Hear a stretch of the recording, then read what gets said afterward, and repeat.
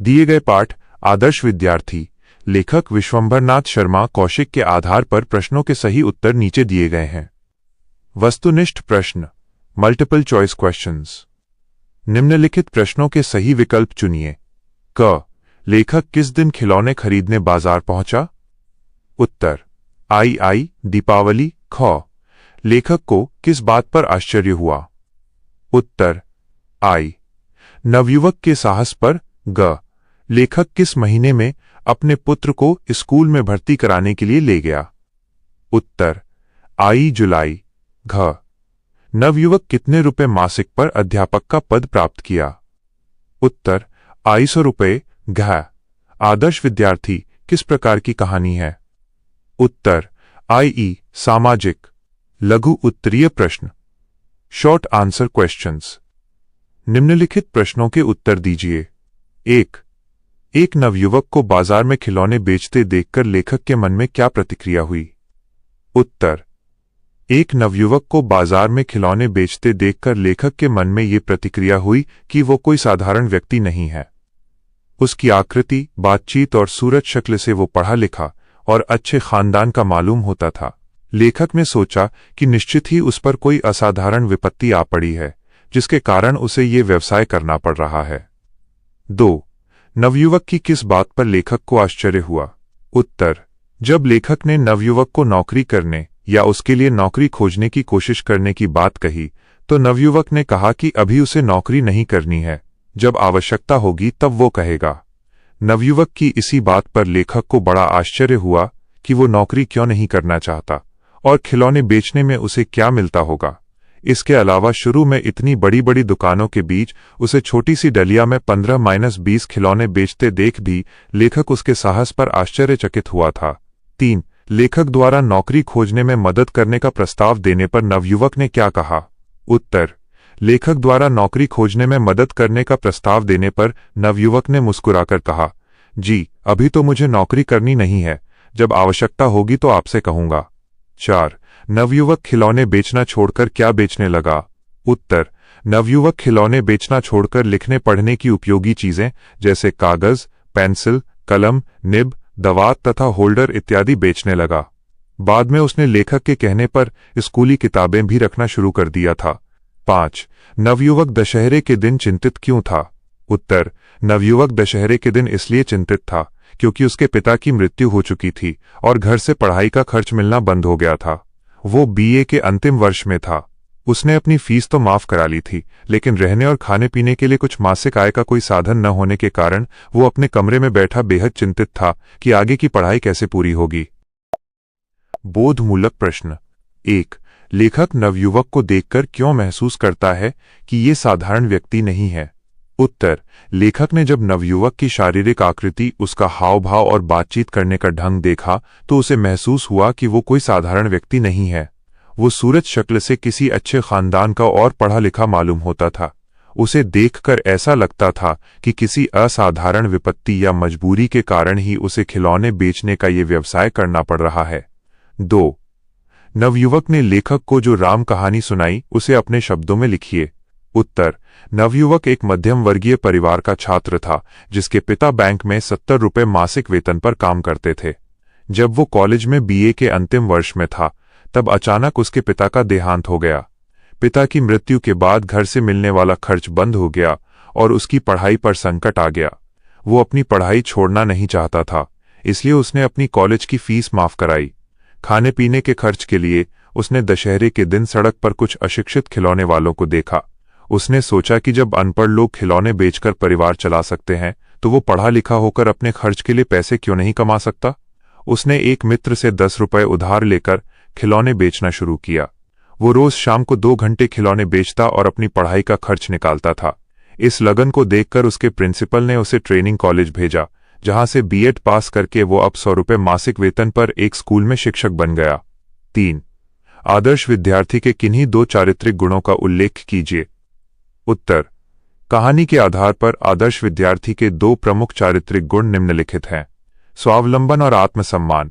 विपरीत परिस्थितियों में भी किसी के आगे हाथ न फैलाकर मेहनत और ईमानदारी से अपनी पढ़ाई का खर्च उठाना। दृढ़ संकल्प और शिक्षा के प्रति अटूट लगन। किसी भी संकट या कठिनाई के बावजूद अपनी पढ़ाई को बीच में न छोड़ना और अपने लक्ष्य को प्राप्त करना। 4. आदर्श विद्यार्थी कहानी के उद्देश्य को स्पष्ट कीजिए।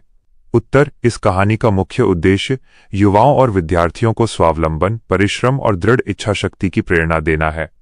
लेखक यह संदेश देना चाहते हैं कि सच्चा विद्यार्थी वही है जो संकट की घड़ी में घबराने के बजाय अपनी सूझबूझ और कड़ी मेहनत से रास्ता निकालता है। कहानी ये भी सिखाती है कि कोई भी काम छोटा या बड़ा नहीं होता और ईमानदारी से मेहनत करने में कभी शर्म नहीं करनी चाहिए। व्याख्यामूलक प्रश्न। क. मैंने सोचा ये बड़ा विचित्र आदमी है। आई. किसने किसके विषय में सोचा? उत्तर: ये विचार लेखक विश्वंभरनाथ शर्मा कौशिक ने उस खिलौने बेचने वाले नवयुवक के विषय में सोचा। आई. वक्ता को संकेतित व्यक्ति विचित्र क्यों प्रतीत हुआ? उत्तर: नवयुवक वक्ता लेखक को इसलिए विचित्र प्रतीत हुआ क्योंकि वो दिखने में पढ़ा लिखा और अच्छे खानदान का लगता था, फिर भी खिलौने बेच रहा था। जब लेखक ने उसे नौकरी दिलाने की मदद पेशकश की तो उसने ये कहकर मना कर दिया कि अभी मुझे नौकरी नहीं करनी है, जब आवश्यकता होगी तो कहूंगा। लेखक को आश्चर्य हुआ कि जो व्यक्ति इतनी मामूली कमाई कर रहा है वो नौकरी का प्रस्ताव क्यों ठुकरा रहा है। ख. इसलिए मुझे चिंता हुई। ऑफ आई.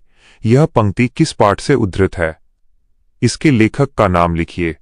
उत्तर: यह पंक्ति आदर्श विद्यार्थी नामक पाठ से उद्धृत है और इसके लेखक विश्वंभरनाथ शर्मा कौशिक हैं। ई. आई. वक्ता को किस लिए चिंता हुई? उत्तर: वक्ता नवयुवक के पिता की अचानक मृत्यु हो गई थी, जिससे घर से पैसे मिलना बंद हो गया था। उसने अपनी कॉलेज की फीस तो माफ करवा ली थी, लेकिन अपने रहने और खाने पीने के मासिक खर्च के लिए उसके पास कोई साधन नहीं था। इसी खर्च का प्रबंध करने के कारण उसे चिंता हुई थी। ग. भाई, ईमानदारी से पैसा कमाने में कुछ शर्म नहीं है। आई. यह किसने किससे कहा है? उत्तर: ये कथन खिलौने बेचने वाले नवयुवक ने कॉलेज के उन लड़कों से कहा था जिन्होंने उसे बाजार में खिलौने बेचते हुए देख लिया था। आई. इस पंक्ति का आशय स्पष्ट कीजिए। उत्तर: इस पंक्ति का आशय यह है कि कोई भी काम छोटा या बड़ा नहीं होता। यदि व्यक्ति अपनी जरूरतों को पूरा करने के लिए ईमानदारी और मेहनत से कोई भी वैध कार्य या व्यवसाय करता है तो उसमें झिझक या शर्म महसूस नहीं करनी चाहिए। चोरी या बेईमानी करना शर्म की बात है, सम्मानपूर्वक मेहनत करके पैसे कमाना गर्व की बात है। भाषा बोध व्याकरण अभ्यास। 1. निम्नलिखित शब्दों से उपसर्ग एवं मूल शब्द पृथक कीजिए। उपसर्ग वह शब्दांश होता है जो किसी शब्द के आगे जुड़कर उसके अर्थ में विशेषता या बदलाव लाता है। शब्द उपसर्ग मूल शब्द असाधारण अ, साधारण, विवश विवश, सदुपयोग सत या सद, उपयोग सुअवसर सु, अवसर, अनपढ़ अनपढ़। 2. निम्नलिखित शब्दों से प्रत्यय पृथक कीजिए। प्रत्यय वह शब्दांश होता है जो किसी शब्द के अंत पीछे में जुड़कर नया शब्द बनाता है। शब्द मूल शब्द प्रत्यय आवश्यकता आवश्यक, ता जीवित जीव, इत कठिनाई कठिन, आई व्यापारिक व्यापार, इक उत्सुकता उत्सुक, ता। 3. निम्नलिखिट शब्दों के विलोम शब्द लिखिए। विलोम का अर्थ होता है विपरीत या उल्टा अर्थ देने वाले शब्द। अधीर राइट एरो धीर या गंभीर, अशिक्षित राइट एरो शिक्षित, नित्य राइट एरो अनित्य, जीवित राइट एरो मृत। 4. निम्नलिखित शब्दों का प्रयोग वाक्य में कीजिए। यहां दिए गए शब्दों का सरल और अर्थपूर्ण वाक्यों में प्रयोग किया गया है। धंधा वो युवक अपनी पढ़ाई का खर्च निकालने के लिए खिलौने बेचने का धंधा करता था। व्यवसाय हमें किसी भी व्यवसाय या काम को छोटा या बड़ा नहीं समझना चाहिए। विचित्र खिलौने वाले युवक का स्वाभिमानी व्यवहार लेखक को बड़ा विचित्र लगा। धनोपार्जन शिक्षा पूरी करने के साथ साथ वो युवक ईमानदारी से धनोपार्जन भी कर रहा था। निरुत्तर कॉलेज के लड़कों के टोकने पर जब युवक ने करारा जवाब दिया तो वे सब निरुत्तर हो गए। विचार और कल्पना। 1. इस पाठ से आपको क्या प्रेरणा मिली? अपने शब्दों में लिखिए। उत्तर: इस पाठ आदर्श विद्यार्थी से हमें यह प्रेरणा मिलती है कि विपरीत परिस्थितियों और संकट के समय में कभी भी हिम्मत नहीं हारनी चाहिए। यदि मन में सच्ची लगन, स्वाभिमान और ईमानदारी हो तो मेहनत करके हर कठिनाई पर विजय पाई जा सकती है। यह पाठ हमें सिखाता है कि कोई भी काम छोटा या बड़ा नहीं होता और अपनी शिक्षा पूरी करने के लिए कर्मठ बने रहना ही एक सच्चे और आदर्श विद्यार्थी की पहचान है। प्रश्न 2। जीवन में संघर्ष करके आगे बढ़ने वाले महापुरुषों के बारे में जानने की कोशिश कीजिए। उत्तर: हमारे इतिहास में ऐसे कई महापुरुष हुए हैं जिन्होंने अत्यधिक गरीबी, अभाव और कठिन संघर्षों का सामना करते हुए महानता हासिल की। उदाहरण के लिए डॉक्टर एपीजे अब्दुल कलाम, भारत के पूर्व राष्ट्रपति और मिसाइल मैन के नाम से प्रसिद्ध डॉक्टर कलाम का बचपन बहुत तंगहाली में बीता। उनके पास पढ़ाई के लिए पैसे नहीं थे, इसलिए वे बचपन में अखबार बेचने का काम करते थे। अपनी कड़ी मेहनत, सादगी और लगन के बल पर वे देश के सर्वोच्च पद तक पहुंचे। डॉक्टर भीमराव अंबेडकर, उन्हें बचपन में सामाजिक भेदभाव और भारी आर्थिक तंगी का सामना करना पड़ा। पढ़ाई के लिए बुनियादी सुविधाएं न होने के बाद भी उन्होंने हार नहीं मानी। वे रात रात भर स्ट्रीट लाइट की रोशनी में पढ़ते थे और अंततः दुनिया के सबसे बड़े विचारकों और भारत के संविधान निर्माता बने। लाल बहादुर शास्त्री, भारत के दूसरे प्रधानमंत्री शास्त्री जी का जीवन संघर्षों से भरा था। बचपन में स्कूल जाने के लिए उनके पास नाव के पैसे नहीं होते थे, तो वे तैरकर नदी पार करते थे। अपनी ईमानदारी और दृढ़ निश्चय से वे देश के शीर्ष नेता बने और जय जवान जय किसान का नारा दिया।